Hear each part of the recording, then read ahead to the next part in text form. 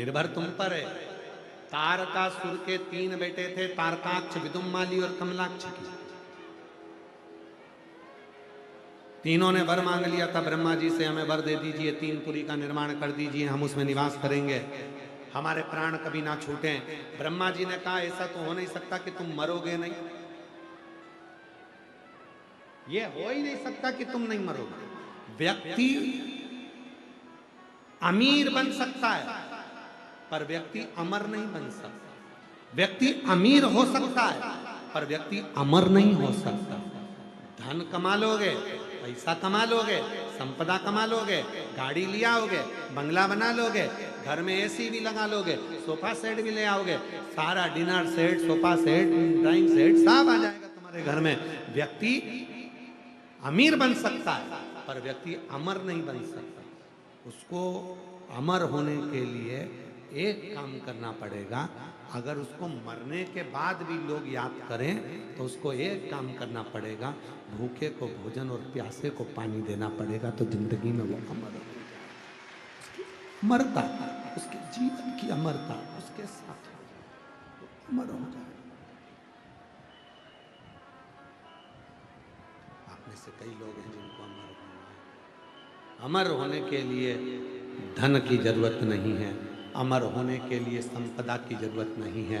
अमर होने के लिए केवल शुद्ध भाव, शुद्ध हृदय, निर्मल चित्त, निर्मल मन आपके भीतर हो तो आप उस भाव से अमर हो सकते। और कथा में आया महाराज, ब्रह्मा जी ने कहा तारकासुर के 3 बेटों से, तारकाक्ष, विदुम्माली, कमलाक्ष की से, कि मरना तो पड़ेगा, मृत्यु तो होगी, मौत को कोई नहीं टाल सकता। अगर कोई कह दे तुम्हारे पास में आकर कि मैं तुम्हें मरने नहीं दूंगा, तो समझ लेना पक्का बेवकूफ बना रहा। मरना तो पड़ेगा, मृत्यु तो आएगी। गुलाब जामुन खाओ तो भी मरोगे, बादाम खाओ तो भी मरोगे, ब्यूटी पार्लर जाओ तो भी मरोगे, नी जाओ तो भी मरोगे, नी खाओ तो भी मरोगे। मरना तो निश्चित है।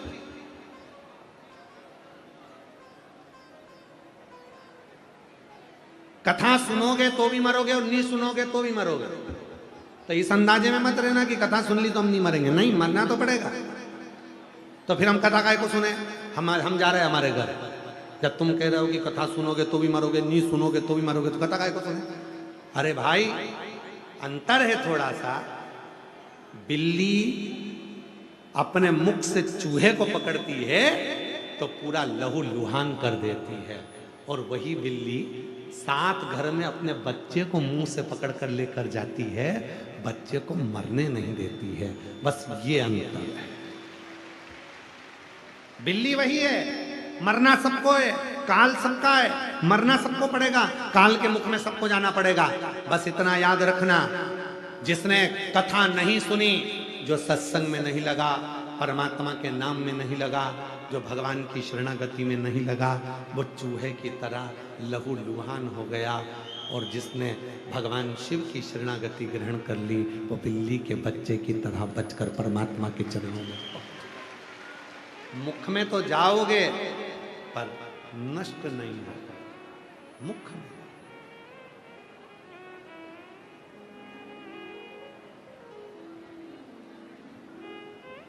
इसीलिए श्रेष्ठता कही गई है बिल्ली के बच्चों की।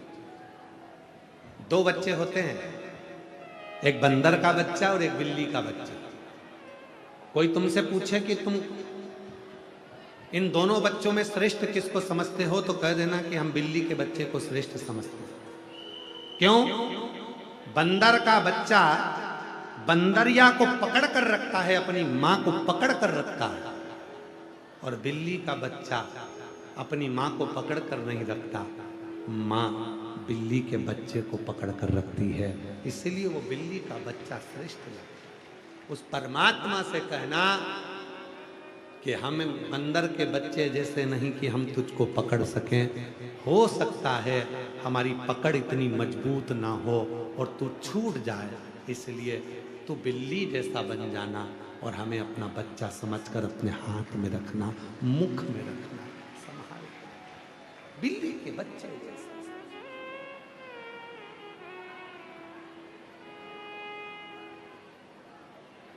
वो समय बस उससे ज्यादा कुछ नहीं, उससे ज्यादा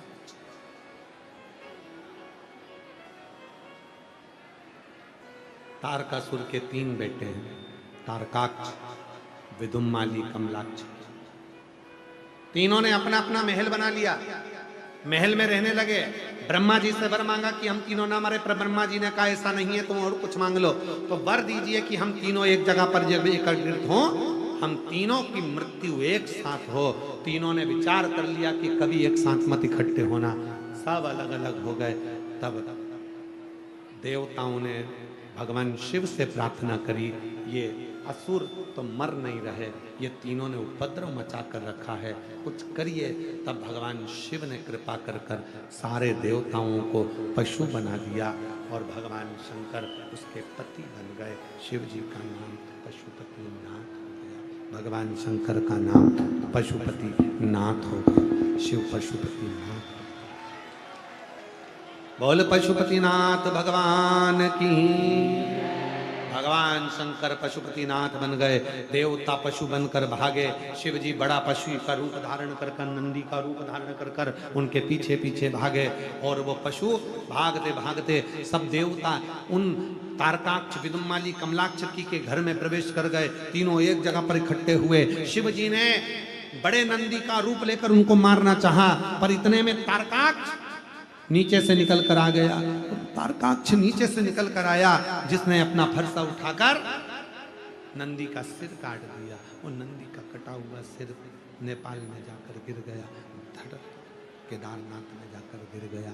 जो केदारनाथ जी में धड़ गिरा, जो धड़ नंदी का केदार में जाकर गिरा, वो धड़ केदारेश्वर महादेव के रूप में विख्यात हो गया। और जो शीश नेपाल में जाकर गिरा, वो पशुपति नाथ के रूप में विख्यात हो गया। पशुपति नाथ के पशु शंभु शंभु पशु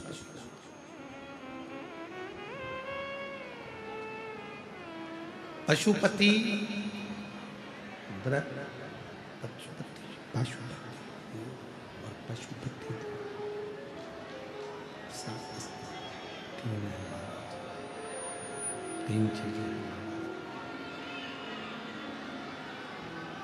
तीन चीजें हैं। एक है पाशुपत्य अस्त्र, दूसरा है पाशुपत्य योग और तीसरा है पशुपति व्रत।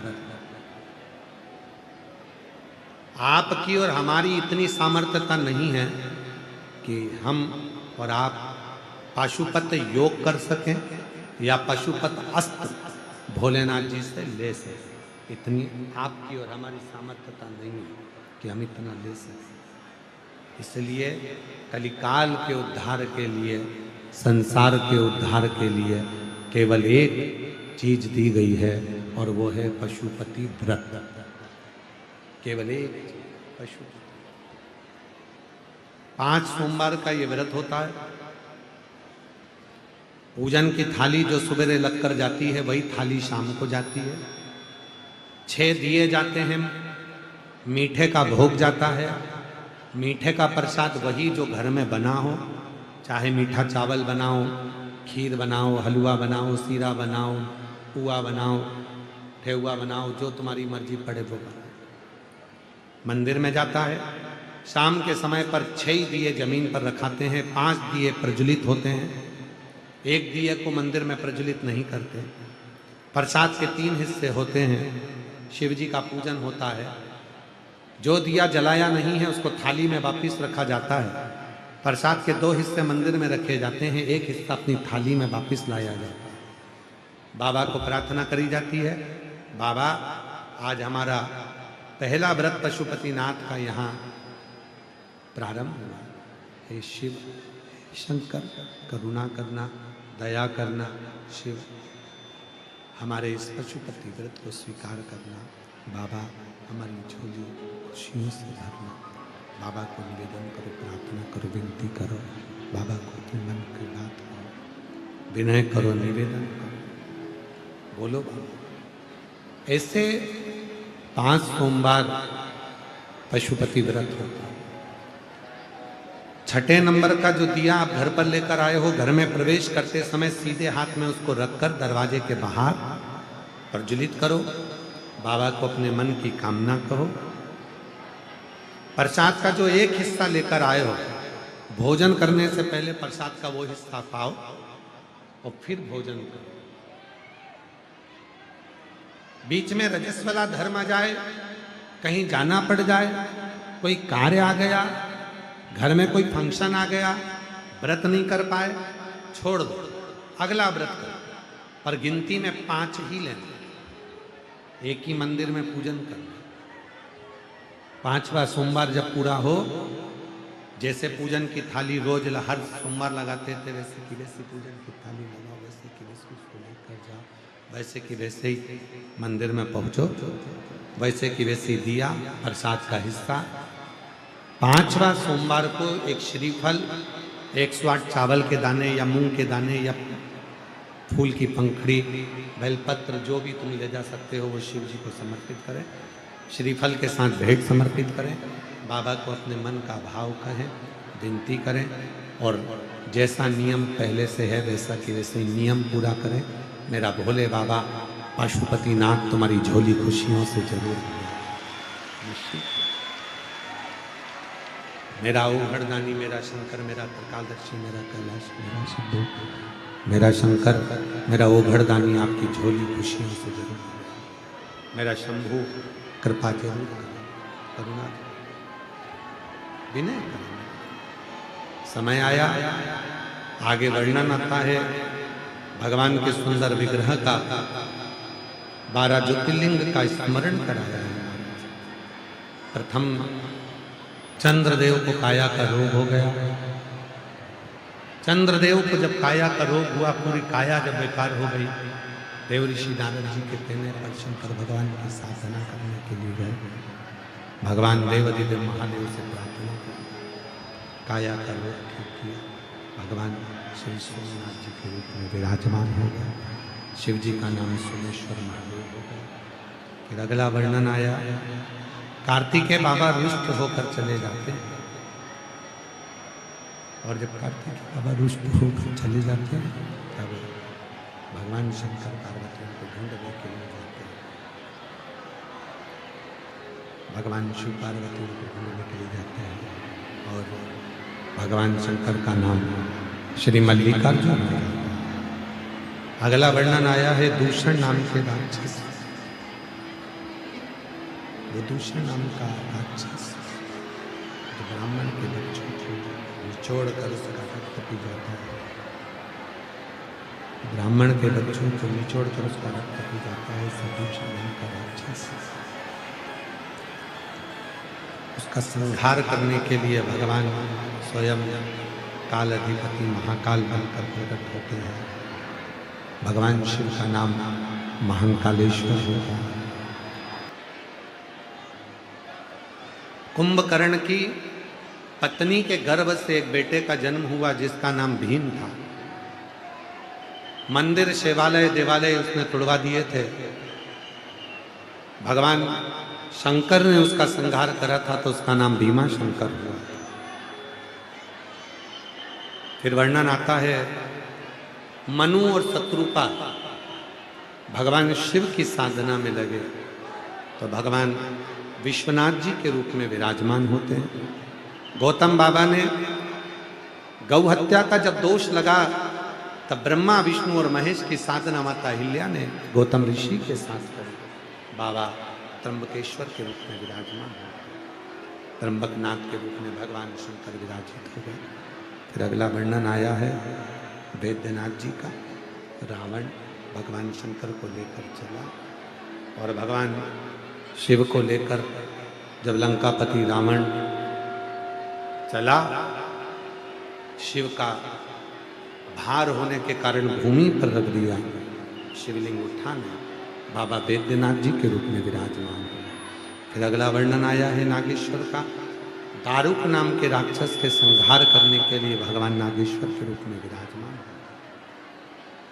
फिर अगला वर्णन है रामेश्वरम का राम जी महाराज ने लंका पर चढ़ाई करने के लिए भगवान शंकर का पार्थिव शिवलिंग का पूजन करा और पार्थिव शिवलिंग का पूजन कर कर भगवान रामेश्वरम के रूप में विराजमान हो गए। फिर वर्णन है श्री कृष्णेश्वर का। सुधर्म नाम के ब्राह्मण की 2 धर्म पत्नी थी, घूष्मा और सुदेहा। घूष्मा को बेटा हुआ, उसने सुदेहा को दे दिया। सुदेहा ने घूष्मा के बेटे के टुकड़े कर कर तालाब में फेंक दिया। घूष्मा के स्मरण में आया मेरा बेटा बहुत दिन से नहीं दिखा। शंकर का शिवलिंग विसर्जन करने जा रही थी पार्थिव, और उसका बेटा तैरते हुए बाहर आ गया। शिव जी कृष्णेश्वर महादेव के रूप में विराजमान। शिव महापुराण की यह दिव्य कथा बाबा देवाधिदेव महादेव की इस पवित्र आनंदमय स्वरूप में तुमरुका जी चंचुला देवी को कथा सुनाते हैं और चंचुला अखंड सौभाग्य धारण कर कर जाती है। बिंदुक प्रेत योनि से मुक्त हो जाता है। प्रेत योनि से बिंदुक मुक्त हो और शिव की ऐसी कृपा। तुमरुका जी ने हाथ जोड़कर निवेदन करा भगवान शिव से, आज कथा का विराम हो रहा है भोलेनाथ। भोलेनाथ जी कहते हैं तुमरुका जी आपकी दक्षिणा क्या दूं मैं वो बता। तुमरुका जी ने कहा कि बाबा दक्षिणा देना चाहते हो तो इतनी कृपा करो, कली काल में कलयुग में जो शिव भक्त हृदय से भाव से दिल से इस शिव महापुराण की कथा को श्रवण करे उसकी झोलियां खुशियों से भरा जाए, ऐसी कृपा, उसकी मनोकामना पूर्ण हो जाए, ऐसी करुणा कर दीजिए, ऐसी दया कर।